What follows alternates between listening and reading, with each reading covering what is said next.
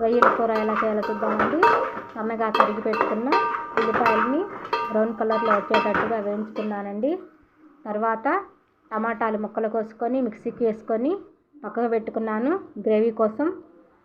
రొయ్యలు శుభ్రం చేసిన రొయ్యల్ని ఉప్పు, కారం, పసుపు, మసాలా వేసుకొని, మసాలా అంటే చిన్నులపాయ, పెద్దలపాయ, అల్లము మిక్సీకి వేసి మసాలా తయారు చేసుకొని రొయ్యలకి వేసి ఒక అరగంట అలా పెట్టుకోవాలండి.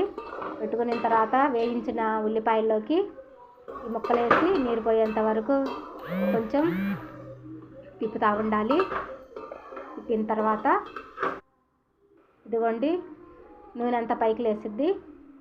తర్వాత అప్పుడు మనం తయారు చేసి వేసుకున్న టమాటా రసం వేసి బాగా ఉడికేటట్టుగా ఇంకొక పావుగంట అట్లా ఉడకేసుకోవాలండి. ఇదిగో రెడీ